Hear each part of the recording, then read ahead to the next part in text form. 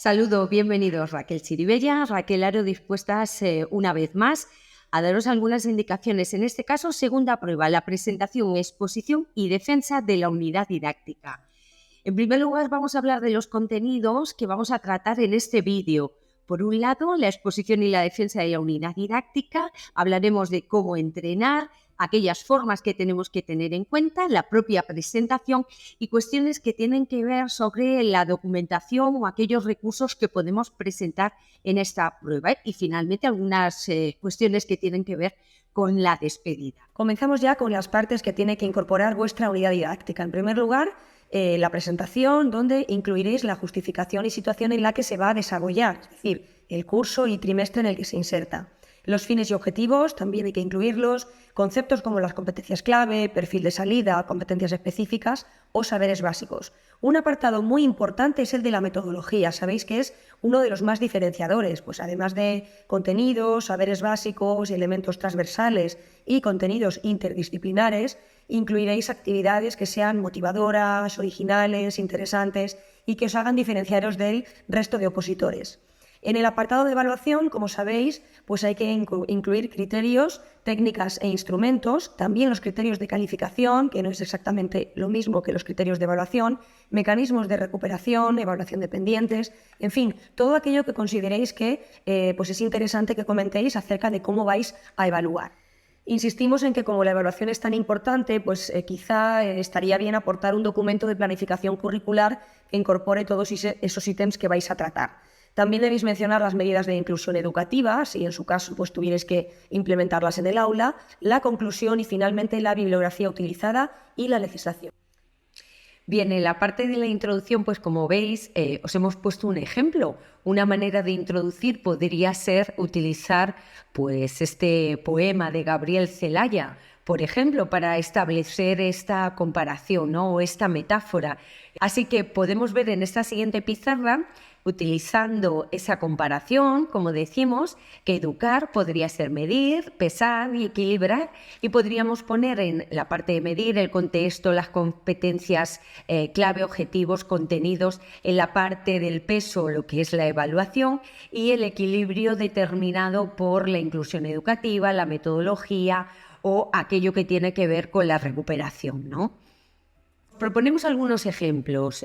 Por ejemplo, diferentes tipos de actividades. Esta concretamente es una de nuestras preparadoras de Campus Educación, que está en Bara Sarrión, y ella elaboró de manera finalista una especie de trivial, elaborado, como digo, por ella misma, una serie de Quijotes de goma eva, donde se podían poner en práctica el conocimiento a través de aquellos saberes básicos o aquellos contenidos que se habían aprendido. Podríamos utilizar también diferentes tipos de actividades. Recordad que cuanto más variada sea la metodología, mucho mejor.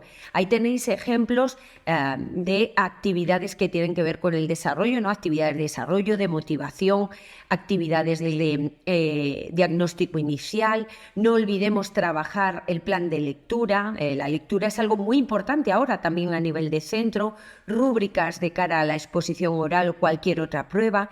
Utilizar las nuevas tecnologías. En definitiva, de lo que se trata es de diferenciarse en esta parte de metodología.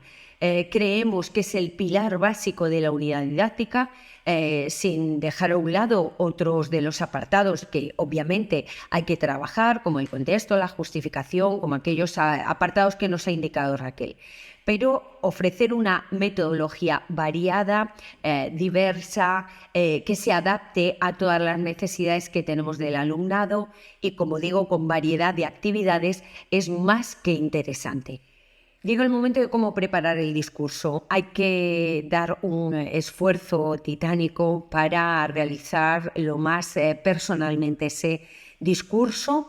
Aunque se trate de un discurso oral, no hay que olvidar el registro formal, hay que evitar aquellos giros que resulten demasiado coloquiales o vulgares, dramatizar pero sin exceso, es decir, hay que ser natural y gesticular para complementar el discurso.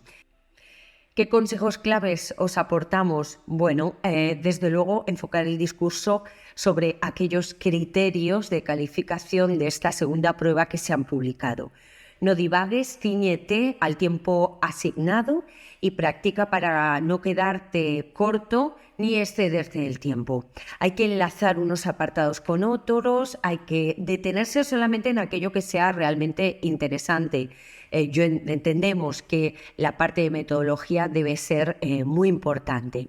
Emplea ejemplos que sean claros y mantén siempre el contacto visual con los miembros de todo el tribunal. Por otro, una de las dudas que todos tenéis es el del material. Bueno, los criterios de cada especialidad marcan el transcurso, el devenir de esta prueba. Sí que puedes entregar material. Ante la duda, siempre preguntar al tribunal. Quizá podríamos utilizar algún tipo de carpetas o de maleta o de maletín donde podemos llevar aquellos recursos que hemos elaborado, sobre todo de cara a la metodología.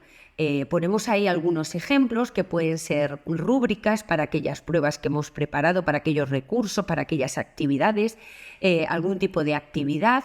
Es decir, todo aquello que puedas llevar de manera impresa. Como siempre, para no pillarnos los dedos, hay que preguntar al tribunal. Podríamos incluir también aquel material bibliográfico que queramos mostrar, pero siempre pedimos permiso. Y en el momento de la despedida, si no lo has hecho antes y es el momento de entregar algunos documentos, pues como siempre pides permiso. Te pones a disposición del tribunal para aquellas apreciaciones, indicaciones, preguntas que puedan hacer. Ante una pregunta embarazosa, jamás nos ponemos nerviosos ni mostramos debilidad. Muéstrate educado, seguro y un consejo de última hora. Todo aquello que hayas escrito en la pizarra, no lo borres. Es una manera de fijar aquellas ideas que hemos expuesto al tribunal y de alguna manera, si tiene alguna duda el tribunal, pueda echar un vistazo. Tan solo nos queda despedirnos, daros mucha suerte y en el siguiente vídeo y último os daremos algunos consejos de la estructura de la situación de aprendizaje. Hasta el siguiente vídeo.